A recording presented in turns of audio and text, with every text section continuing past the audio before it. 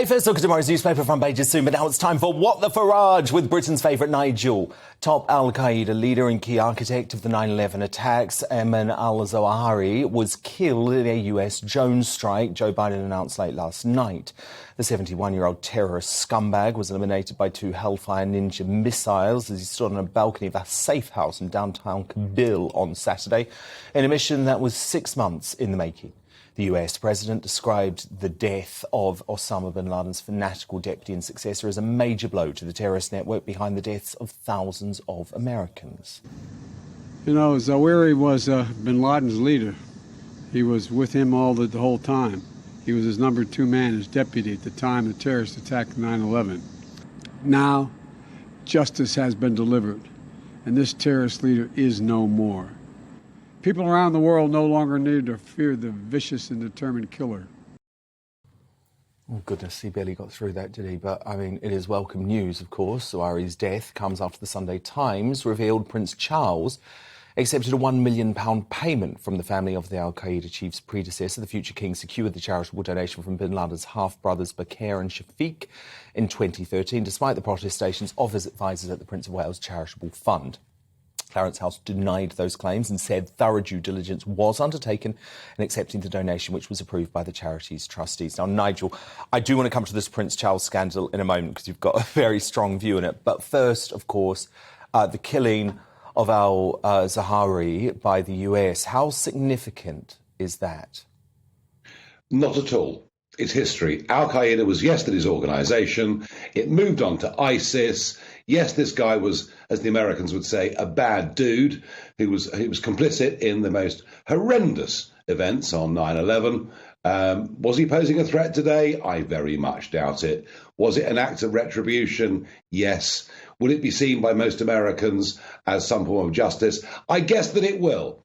But I'm not sure it's going to give Joe Biden many plus marks when ISIS are still there and the threat of extreme Islamic terrorism hasn't gone away. So, fine, OK, an old score's been settled, but it doesn't solve anything, in my view, for the future. And Nigel, I mean, I've got to mention Biden and that address. I mean, the bloke could barely get through it. This is actually so worrying now, isn't it? Amazing, isn't it? Whenever Donald Trump did something they thought was wrong, they screamed the 25th Amendment, which for those that don't know is the clause in the US Constitution that says the US president is no longer fit and capable to hold office and something must be done. No one cries the 25th, not even the Republicans. You know why?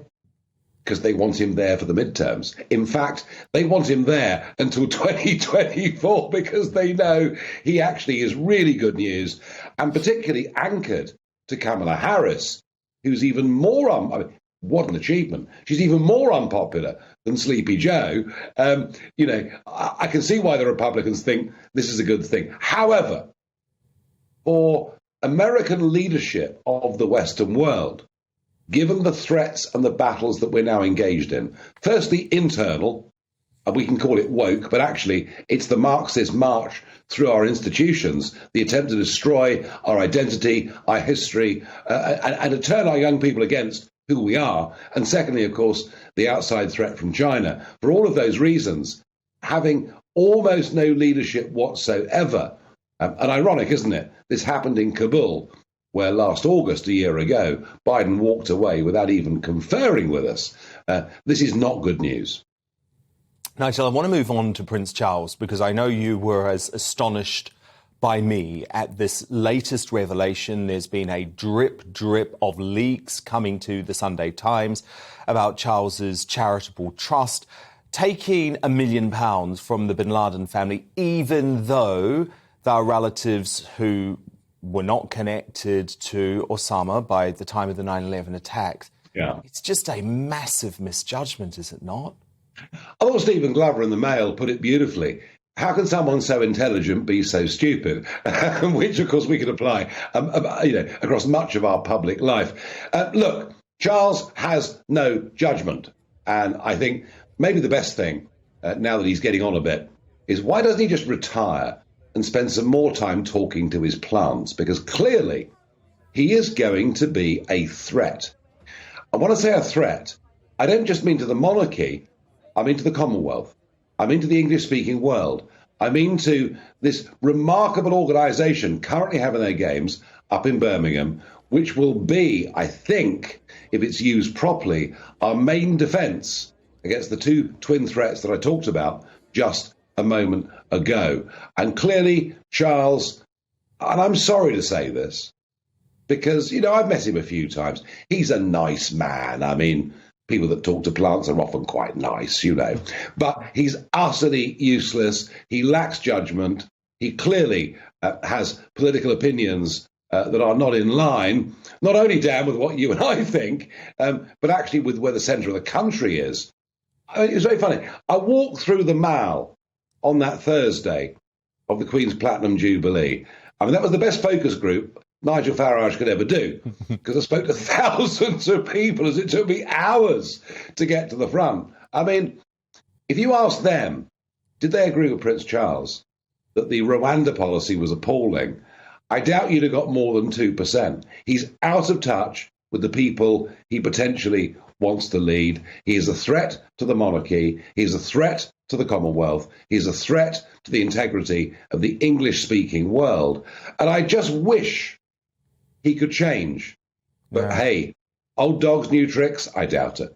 At the very least, Nigel, just finally, don't you think it's essential that everything is released now? All of the dealings have to become public. We have to have full transparency with this charity, because, Nigel, if these sorts of revelations continue once he's on the throne, there could be a serious constitutional crisis. We need to know now while the Queen is still alive and kicking. As I know myself, having been a victim of the Times newspapers, the Sunday Times newspapers, they tend to build a locker full of stories and release them drip by drip by drip. And the more that comes out, the more damaging it becomes. If there's more out there, and because of the charity guidelines, of course, they don't have to declare where the money came from. And I also, Dan, don't know what the Sunday Times' agenda is. It could just be a journalist looking for big stories. I find it hard to believe that they've become Republican overnight. But you're absolutely right. Get all the bad news out of the way as quickly as possible. Drip, drip, drip is a disaster. Hey, didn't Boris Johnson find that? No. Actually, with Boris, it was little bit by little bit. Salami slice by salami slice. Death by 1,000 cuts, right? Yeah, that's right. And the danger is, Boris will go on and make millions in America. He'll be fine. The Conservative Party was actually in trouble anyway. But with Charles, this is about more than him, his reputation, his integrity. This is about the future of something very big, very significant, and that heads up a Commonwealth with 2.3 billion people in it. Add the Americans onto that, you've got almost half the planet. And, this really matters. No, indeed. Couldn't agree more. Nigel Farage, and of course, Farage back 7 o'clock tomorrow night here on GBNews. Thank you, Nigel. A Clarence House spokeswoman responded, because we do get both sides of the story here on GBNews. The Prince of Wales Charitable Fund has assured us that thorough due diligence was undertaken in accepting this donation. The decision to accept was taken by the charity's trustees. Alone in any attempt to characterise it otherwise is false.